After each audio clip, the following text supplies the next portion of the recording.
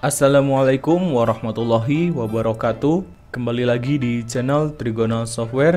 Di video kali ini saya mau membahas tentang fitur Cash-Laci pada program iPOS 5. Bagi kalian yang mau kasirnya ada fitur Cash-Laci, itu bisa diaplikasikan di iPOS 5, di mana fungsi Cash-Laci itu biasanya untuk mencatat modal awal kasir. Jadi sebelum memulai kasir biasanya kasir diberi modal awal, kemudian nanti ketika kasir akan melakukan pengeluaran uang itu juga bisa dicatat di situ.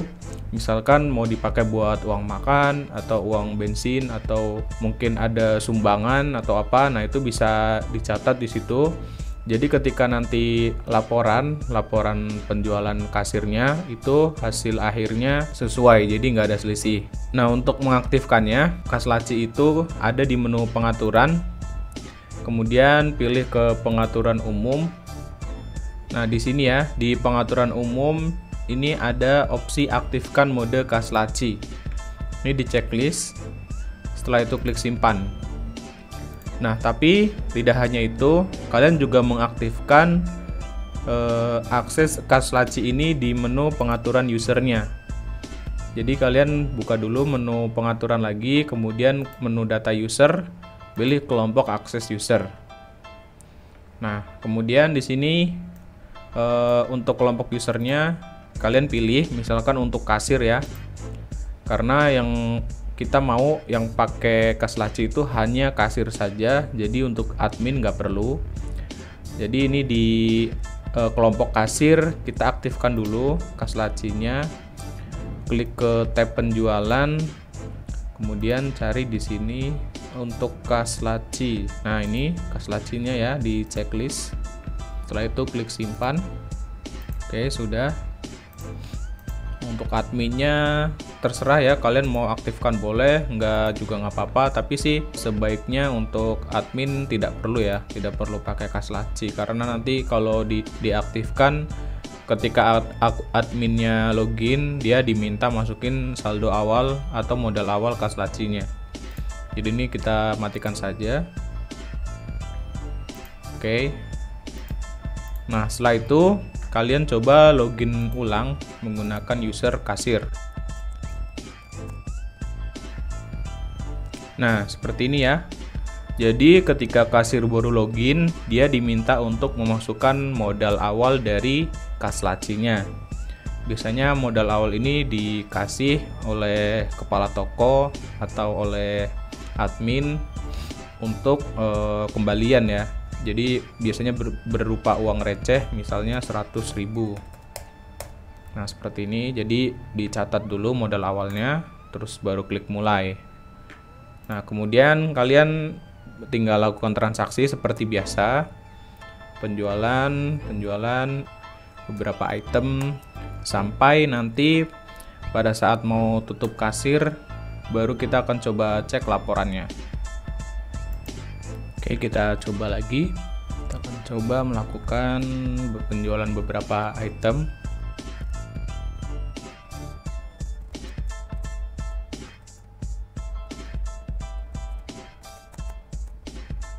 Oke, nah kita sudah selesai ya untuk transaksinya. Nah, bagaimana caranya untuk melakukan tutup kasirnya?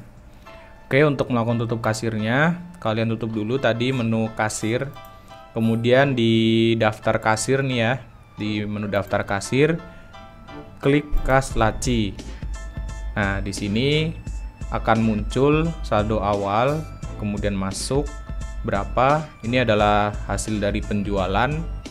Kemudian keluar berapa. Nah, ini karena kita belum mengeluarkan uang dari Cash-Laci, jadi ini 0. Nah, kalau misalkan kalian mau menggunakan uang dari Cash-Laci ini misalkan untuk keperluan beli makan atau mungkin beli apa gitu, tuh kalian klik tombol yang ini, ambil kas. Nah, terus masukkan jumlah uangnya yang mau diambil, misalnya 10.000. Nah, ini dipakai oleh siapa? Misalkan dipakai oleh Dani, uang makan. Nah, seperti ini ya. Oke, nah jadi ini ada catatan keluar 10.000. Sehingga saldo akhirnya 412.154. Nah, setelah itu kalau misalkan kalian mau melihat, nah seperti ini ya kurang lebihnya untuk laporan harian kasirnya. Jadi di sini ada tampilan kas awal sebesar 100.000, kemudian ada kas masuk sebesar 322.000. Ini hasil dari penjualan hari ini. Kemudian ada pengeluaran 10.000 tadi untuk uang makan, kemudian saldo akhirnya sekian. Nah, untuk menutup kasir ini kalian diharuskan klik akhiri sesi. Nah, karena kalau misalkan kalian tidak klik akhiri sesi, maka saldo ini tidak akan berhenti. Jadi saldo akhir ini nanti akan terus berlanjut gitu. Ketika kalian nanti keluar kasir kemudian login kembali, itu akan berlanjut nilai saldo ini. Jadi sebaiknya kalau misalkan sudah tutup kasir atau mau ganti kasir, ini harus klik akhiri sesi. Ini wajib ya. Nah, ini kalau mau dicetak juga bisa. Ini laporan kasirnya. Ini dicetaknya pakai mini printer ya. Jadi bisa pakai printer kasir yang terpasang di komputer kasirnya. Kemudian kita coba untuk akhiri sesi dulu. Klik akhiri sesi, kemudian klik yes. Nah, secara otomatis dia akan logout dari menu kasirnya. Nah, setelah itu kalian tinggal storekan uangnya sesuai dengan nominal yang sudah tadi muncul di laporan kasirnya. Nah, kalau sudah, kalian cocokkan dulu uangnya sudah pas atau belum, baru kalian storekan ke kepala toko atau ke admin tokonya. Nah, tapi tadi untuk pengeluarannya, untuk saldo keluar, itu kan tadi ada di input saldo keluar 10.000. Nah, saldo tersebut itu tidak langsung berkurang dari kasnya. Dalam artian begini. Jadi untuk tadi saldo keluar yang diinput dari kas laci itu tidak langsung mempengaruhi ke saldo di buku besar akuntansinya. Nah, jadi dari sini nanti pihak admin atau kepala tokonya diinput lagi pengeluaran tadi dari menu kas keluar yang ada di menu akuntansi sesuai dengan nominal yang tadi dikeluarkan. Karena memang untuk kasir kan tidak ada wewenang untuk input di kas keluar.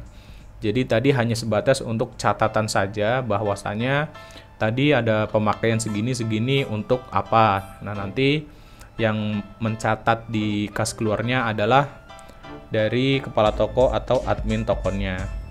Seperti itu ya. Nah, ini kalau kalian sudah log out, sudah tutup kasir.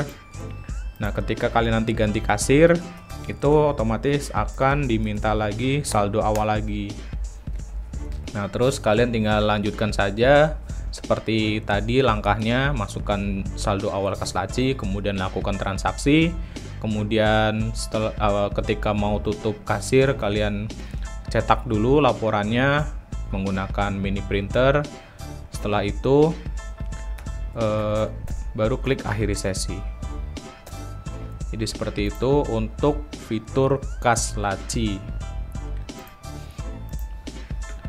Nah, untuk kas laci ini sebaiknya memang masing-masing kasir punya akun sendiri ya. Jadi nanti pertanggungjawabannya masing-masing sesuai dengan usernya. Jadi jangan satu akun kasir dipakai untuk bareng-bareng.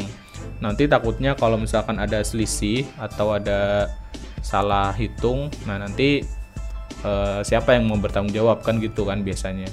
Karena untuk laporan kasir itu kan memang rentan untuk selisih.